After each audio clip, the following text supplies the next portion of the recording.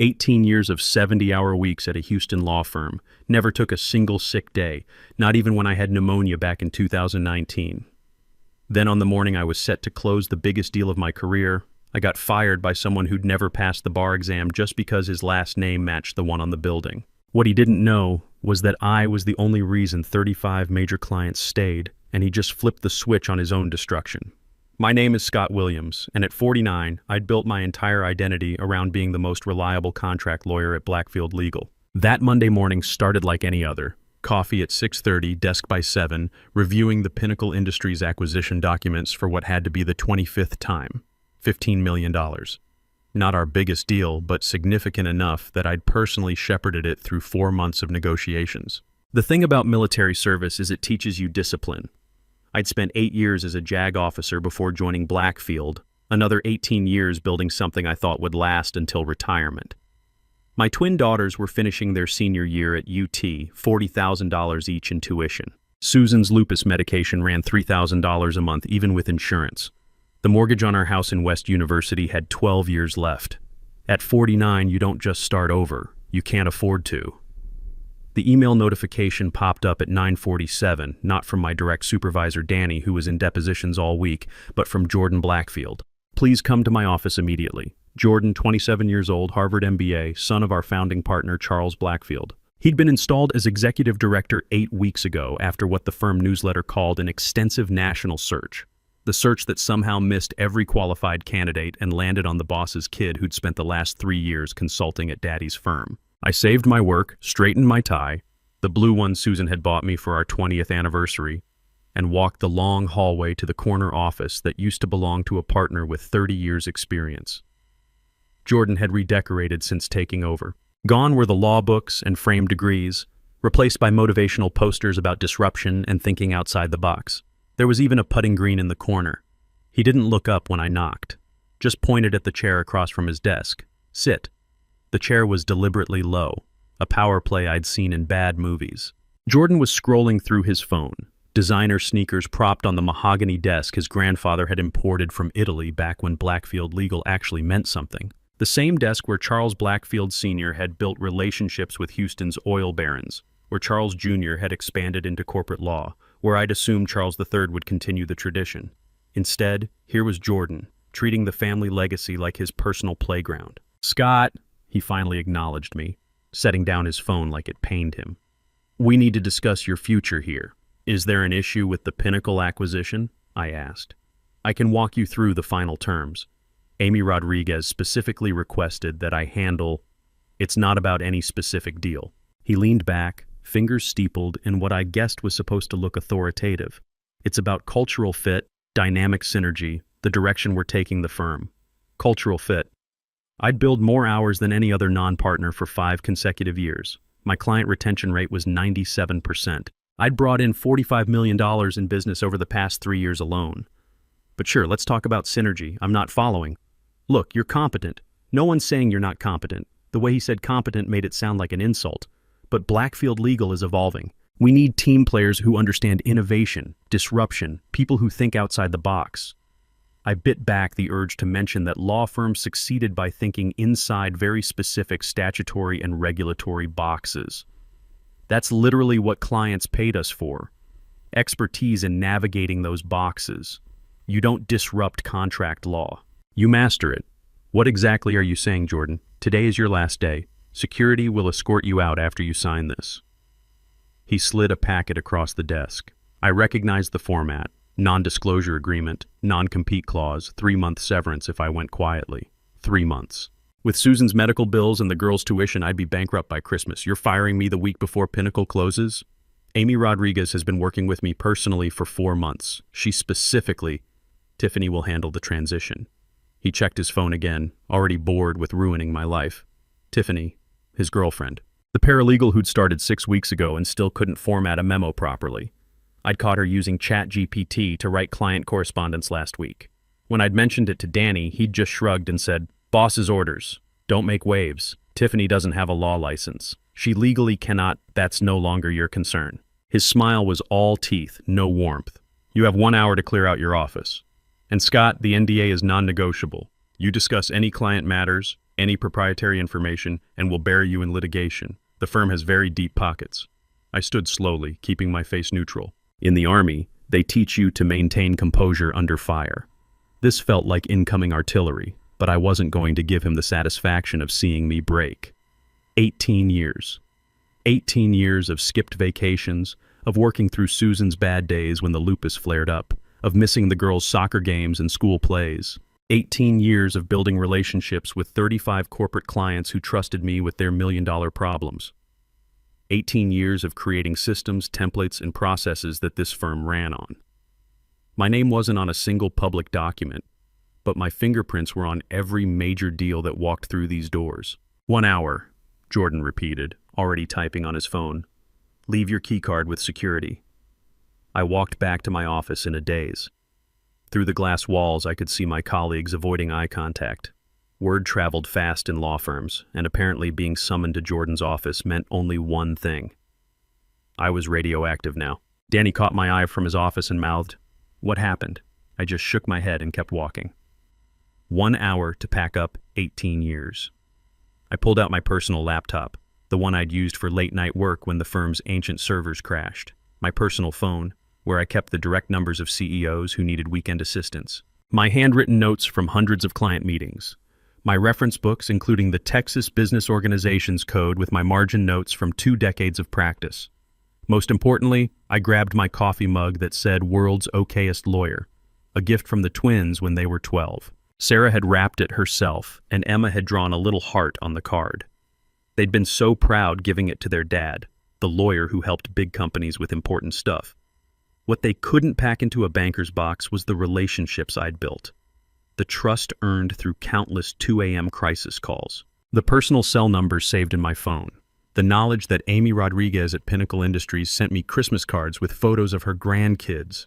That Brian Martinez at Apex Corp always scheduled meetings around his son's baseball games because I'd mentioned I understood family priorities. As security watched me fill that pathetic cardboard box, I thought about Pinnacle Industries. Amy had specifically requested me after I'd saved them from a catastrophic merger 3 years ago. She'd invited Susan and me to their annual charity gala, introduced us to her husband as the lawyer who saved our company. She had no idea that tomorrow, her $15 million acquisition would be handled by someone who thought whereas was spelled whereas. I signed Jordan's papers without reading them. 3-month severance, 18-month non-compete, standard NDA threatening financial ruin if I so much as breathed a word about client matters. Then I took my box and handed over my keycard to the security guard who'd greeted me by name for 18 years. "Sorry to see you go, Mr. Williams," he said quietly. "This place won't be the same." As I walked out of Blackfield Legal for what I thought was the last time, past the marble lobby and the commissioned portraits of 3 generations of Blackfields, I wasn't thinking about what I'd lost. I was thinking about what they'd forgotten I still had. I sat in my home office at 2:15 p.m., still wearing my suit, staring at that banker's box like it might explain what had just happened. The house was quiet. Susan was at her rheumatologist appointment, discussing whether to switch to a more expensive biologic that might help her joint pain. The girls were at UT, probably cramming for finals, completely unaware that their dad had just become a middle-aged unemployment statistic. I should have been in the Pinnacle meeting right now, walking Amy through the final acquisition terms, explaining the regulatory compliance requirements that I'd spent weeks researching. Instead, I was unemployed at 49 with $6,700 in monthly fixed expenses and exactly 3 months of severance to figure out my next move. The shock was wearing off, replaced by something sharper. Not just anger, though there was plenty of that, but military-trained analysis. In the Army, when your position got overrun, you didn't sit there feeling sorry for yourself. You regrouped, took inventory of your assets, and planned your counterattack. I opened my laptop and started cataloging what I actually owned versus what Blackfield Legal thought they controlled. First, the intellectual property. Over 18 years, I developed a comprehensive system of contract templates, due diligence checklists, and negotiation frameworks. Not the basic stuff any lawyer could draft, but sophisticated tools refined through hundreds of deals. The firm had never asked me to transfer these to their servers, probably because nobody there understood their value. They lived in my personal cloud storage, meticulously organized, legally mine. Second, the relationships. I pulled out my phone and scrolled through the contacts. Amy Rodriguez from Pinnacle Industries, Brian Martinez at Apex Corp, Karen Mitchell from Traverse Industries. 35 CEOs, CFOs, and general counsels who had my personal number because Blackfield's official channels meant waiting days for a callback. These weren't just business cards from networking events. Amy texted me photos of her grandkids playing Little League. Brian asked for restaurant recommendations when clients visited Houston. Karen had called me personally when her company faced that SEC investigation 2 years ago. Not because she had to, but because she trusted me to handle it quietly. Third, the knowledge that couldn't be digitized or transferred. I opened a spreadsheet and started documenting every active deal, every client preference, every institutional quirk that made these relationships work. Johnson Tech insisted on blue ink signatures. Their CEO was superstitious about black ink after a deal went bad in the 90s. Sterling Corp scheduled all meetings before 10 a.m. because their London-based board participated by video conference. Pinnacle Industries had a hidden arbitration clause problem in their vendor agreements that I'd discovered and quietly fixed in 23 different contracts over 3 years.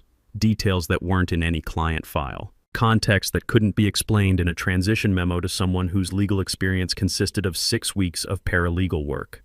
My phone buzzed. Text from Danny. Emergency meeting called. Jordan announced Tiffany is taking over all your active files.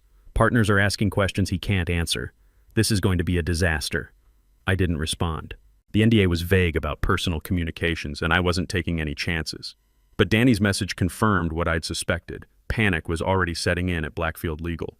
The non-compete clause Jordan had shoved in front of me was 18 months, but I knew Texas law. Non-competes were notoriously hard to enforce, especially when termination was without cause and handled in bad faith. Being fired to make room for the boss's unqualified girlfriend might just qualify as bad faith. By 4:30 p.m., I'd transformed my dining room into a war room. 18 years of accumulated knowledge spread across Susan's antique oak table that we'd bought when we first moved to Houston. Not client files, those belonged to Blackfield, but my personal notes, my systems, my frameworks. The infrastructure I'd built that had made me indispensable, or so I'd thought. I created a new email address, swilliams.consulting, not a competing firm. That would violate the non-compete, just a professional presence. I updated my LinkedIn to independent legal consultant, carefully avoiding any mention of Blackfield Legal, completely within my rights. Then I waited. The first text came at 5:43 p.m. Amy Rodriguez. Scott, the new lawyer just asked me what force majeure means. Please tell me this is a joke. I stared at the message for a full minute. Technically, responding about the Pinnacle acquisition would violate the NDA. But expressing sympathy for a friend's frustration, that was different. I'm no longer with Blackfield Legal as of today. I hope your deal proceeds smoothly. Her response was immediate. What? Call me. Now. I'm bound by certain agreements. I can't discuss specifics. Can you discuss anything? Over coffee? As friends? I smiled for the first time all day. As friends, always. Within 2 hours, I'd received similar messages from 8 other clients. Word traveled fast in Houston's corporate circles, especially when it involved Blackfield Legal's most trusted attorney suddenly disappearing. Each carefully worded response made it clear. I was gone, I was restricted, but I still existed. Jordan Blackfield thought he'd surgically removed a replaceable part from his machine. What he didn't understand, what 3 generations of Blackfield lawyers had never really grasped, was that modern legal practice wasn't about the firm's name on the letterhead. It was about the 3 a.m. phone calls when a deal was falling apart. The weekend emergencies when regulatory deadlines loomed. The trusted voice on the other end of the line who actually knew what force majeure meant and could explain it without consulting Google. They had the building, the letterhead, the marble lobby with those imposing portraits. I had everything else. 3 days later, I sat across from Gary Thompson in a conference room that smelled like leather and old money. Thompson and Associates occupied 2 floors of a building 4 blocks from Blackfield Legal, close enough to share the same lunch spots, far enough to maintain professional distance. Scott Williams. Gary leaned back in his chair, studying me over reading glasses that had seen 35 years of Houston legal practice. I've been wondering when you'd finally leave that circus. Gary was old-school Houston legal establishment. He'd built his firm from nothing back when handshake deals still mattered, when lawyers focused on solving problems instead of generating billable hours. Thompson and Associates had 25 lawyers to Blackfield's 120, but they'd survived and thrived by being smart, not just big. I'm exploring my options, I said carefully. Consulting. Perhaps independent work. Independent work. He smiled knowingly. With your client relationships. I maintain personal friendships with many Houston executives. Those friendships persist regardless of my employment status.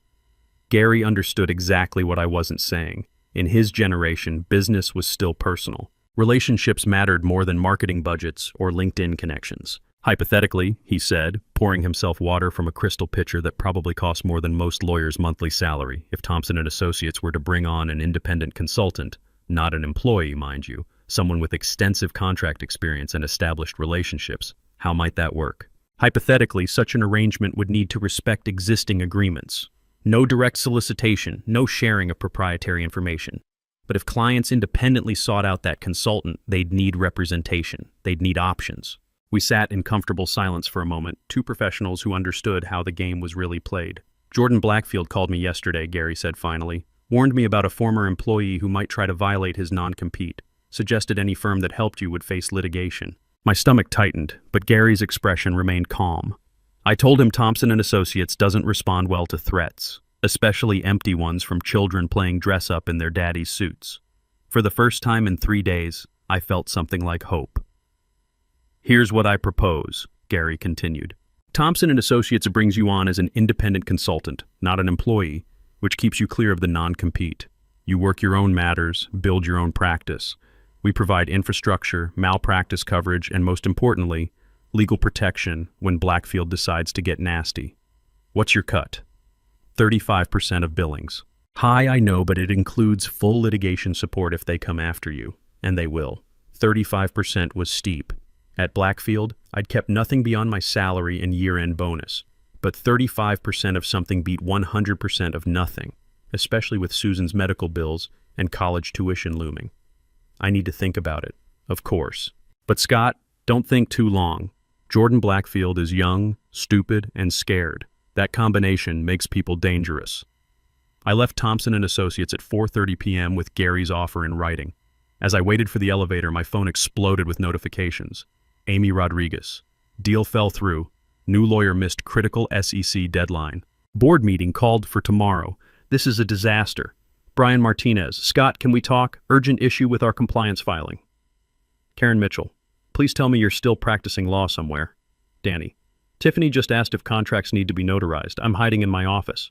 And most surprisingly, a message from an unknown Houston number. Mr. Williams, I'm general counsel at Summit Industries. Amy Rodriguez suggested I reach out. Are you taking new clients?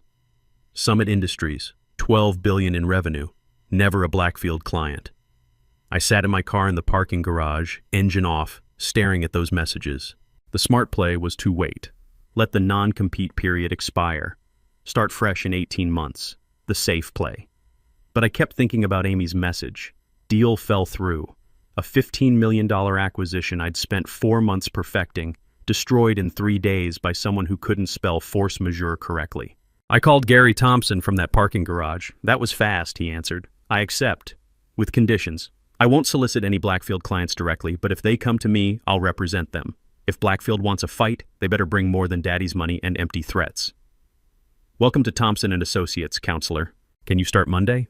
I can start now. I have 6 friends who need legal advice and 1 potential new client who's never worked with Blackfield. Gary laughed, the kind of laugh that comes from 35 years of watching young hotshots crash and burn. Come back tomorrow. We'll get you set up. And Scott, document everything. Every text, every call, every contact who reaches out. We're going to need it. I hung up and composed a simple LinkedIn update. Pleased to announce I'm now consulting with Thompson & Associates. Looking forward to new challenges and continued relationships. Professional, vague, completely within my rights. Within an hour, I had 47 reactions and 19 private messages. Word spread through Houston's legal community like wildfire, especially when it involved Blackfield Legal's star attorney suddenly resurfacing at a competitor. My phone rang at 8:15 p.m. Amy Rodriguez. Scott. Thank God.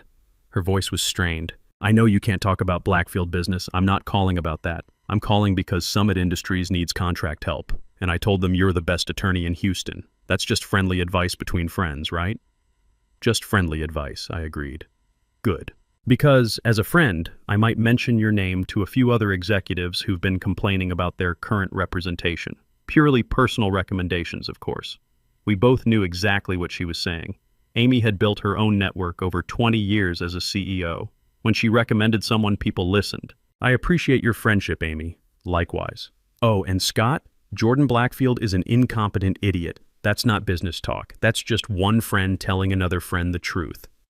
The exodus happened faster than anyone could have predicted. Within 2 weeks, 16 companies had officially terminated their relationships with Blackfield Legal. Not because I'd solicited them. I'd been meticulous about documenting every interaction. But because Jordan's modernization was collapsing under its own weight. The breaking point came when Tiffany missed a critical SEC filing deadline for a public company merger. $50 million in potential penalties. The client didn't just fire Blackfield, they sued for malpractice and demanded the Texas bar investigate Tiffany's unauthorized practice of law. Danny kept me updated through carefully worded texts. Emergency partners meeting. 3 senior associates quit today. Then, Charles Sr. flew back from Europe. Jordan locked in his office. Finally, firm-wide meeting canceled. Rumors about bankruptcy consultant coming in. By the end of month 1, I was handling 21 corporate accounts through Thompson & Associates. Gary had given me 2 associates, a paralegal, and my own floor. The firm's monthly revenue had tripled. Charles Blackfield Sr. called me personally on a Thursday afternoon in November. Scott. His voice carried the weight of 40 years building something his son had destroyed in months. Name your terms. Full partnership, your own division, equity stake, whatever you want. It's too late for that, Charles. It's never too late. I built this firm from nothing. I won't watch it die. You should have thought about that before you retired and left it to someone who thinks law is about disruption instead of expertise.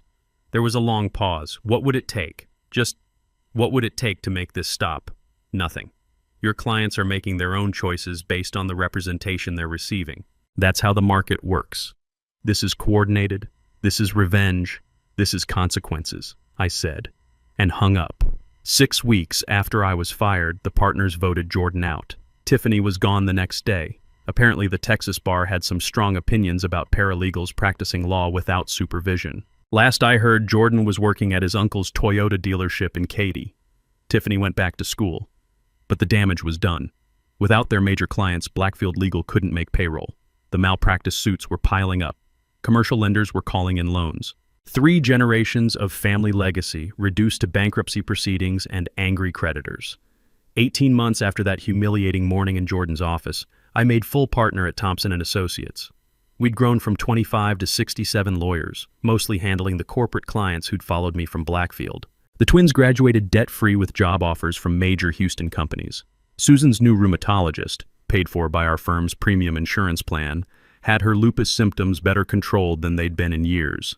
We'd refinanced the house at a lower rate and were actually ahead on the mortgage. Thompson & Associates now bills $18 million annually.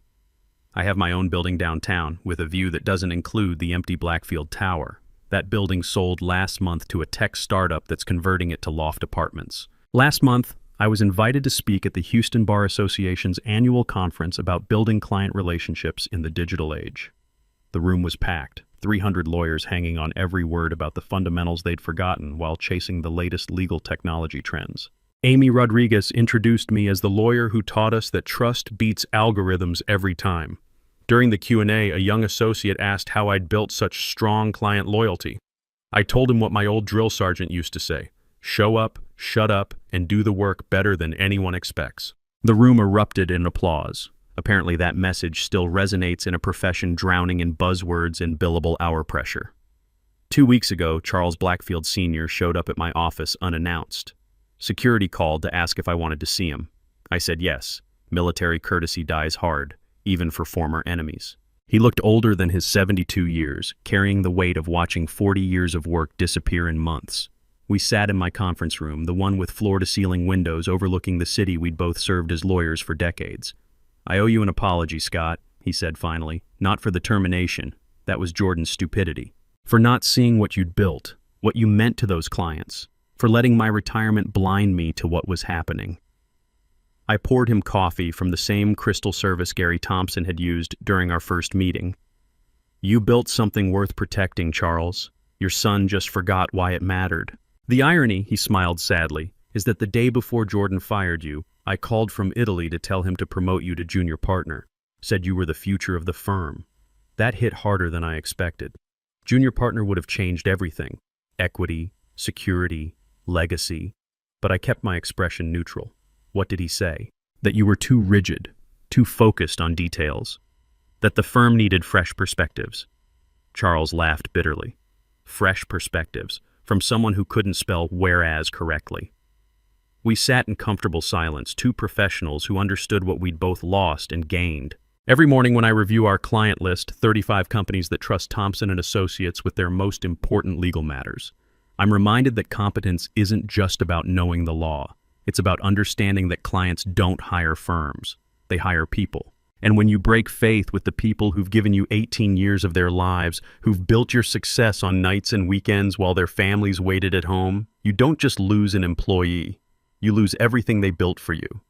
Jordan Blackfield wanted innovation and disruption. He got it, just not the way he'd planned. Sometimes the best revenge is simply being competent when everyone expects you to fail. And sometimes, when you're very lucky, you get to watch incompetence destroy itself while you build something better from the ashes.